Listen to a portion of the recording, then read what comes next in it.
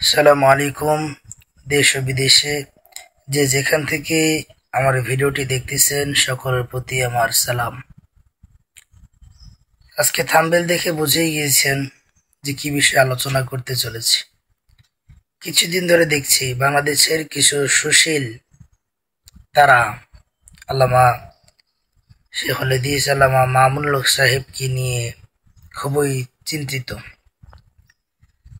এই সময় এসে আল্লামা মামুনুল হক সাহেব রাজনীতিকে অ্যাটেন্ড না করে তিনি কেন আফগানিস্তানে গেলেন এবং তিনি রাষ্ট্র সংস্কারের কাজে সময় না দিয়ে কেন তিনি আফগানিস্তান সফর করলেন, এ বিষয়ে খুবই তাদের কাছে খারাপ লাগলো।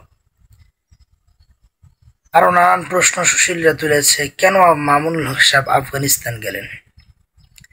তো সুশীলদের প্রশ্নের জবাবে বলতে চাই, আল্লামা মামুনুল হক সাহেব এদেশের খেলাফত প্রতিষ্ঠার লক্ষ্যে কাজ করেই যাইতেছেন এবং এই বাংলার জমিনকে সমস্ত ফ্যাসিস্ট বাতিল থেকে মুক্ত করে হকের উপরে প্রতিষ্ঠিত করার জন্য তিনি তার সময়ের দীর্ঘ সময়কে ব্যয় করতেছেন।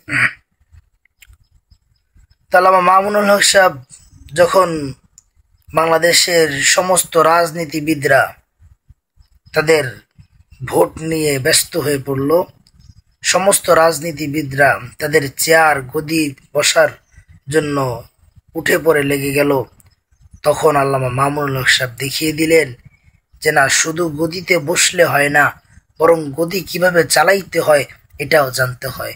এজন্য তিনি প্র্যাকটিক্যালি দেখার জন্য আফগানিস্তান চলে গেলেন।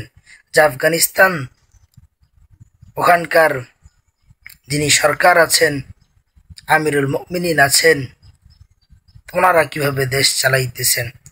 ওনারা ইসলামী শরিয়ার উপরে দেশকে চালিয়ে অর্থনৈতিক, কূটনৈতিক, রাজনৈতিক প্রতিটা অঙ্গন থেকে তাদের পদক্ষেপটা ঠিক কেমন চলতেছে বা ইসলামকে সর্বাঙ্গনে পৌঁছানোর জন্য কি কি ভূমিকা অবলম্বন করা লাগতেছে, এগুলো প্রত্যেকটা বিষয়ে সে জানতেছিলেন।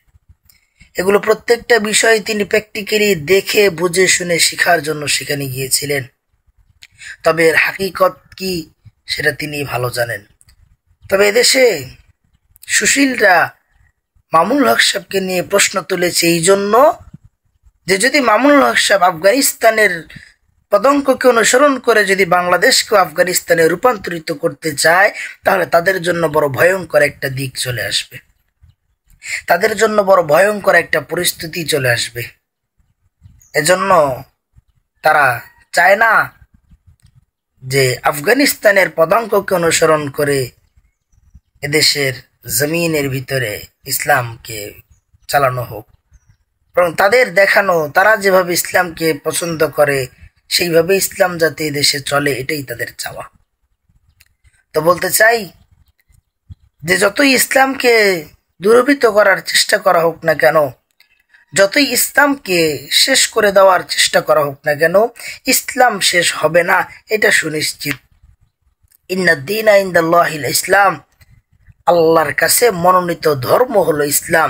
অতএব ইসলামের বাহিরে যত কিছুই থাকুক না কেন, কোনো কিছুই কাজে আসবে না। এজন্য এই দেশকে যতই তন্ত্র মন্ত্র দিয়ে সাজানোর চেষ্টা করুক না কেন, এদেশ সাজবে না, বরং এদেশ সুন্দরভাবে, সফলভাবে, পরিপূর্ণ সাজে সাজবে যখন এদেশ ইসলামের সাথে সাজবে। এজন্য আল্লামা মামুনুল হক সাহেব তিনি খুবই বিচক্ষণ মানুষ। তিনি দেখতে গেলেন, বুঝতে গেলেন, শিখতে গেলেন কিভাবে দেশকে ইসলামের উপরে চালাইতে হয়। অতএব সবার কাছে আমার উদারত আহ্বান থাকবে, আগামী নির্বাচন হোক, ইসলামিক ঐক্য হোক বা না হোক, ইসলামকে যারা প্রতিষ্ঠিত করবে, যারা ইসলামকে নিয়ে আসলেই কাজ করতেছে, যাদের ইসলাম শুধু ব্যানারে আর স্লোগানে সীমাবদ্ধ নয়, তাদেরকে আপনারা ভোট দেন, তাদেরকেই আপনারা ক্ষমতার মসনদে বসান। দেখবেন এ জাতির সফলতা, এ জাতির উন্নতি তাদের শিওরে এসে পৌঁছাবে ইনশাআল্লাহ।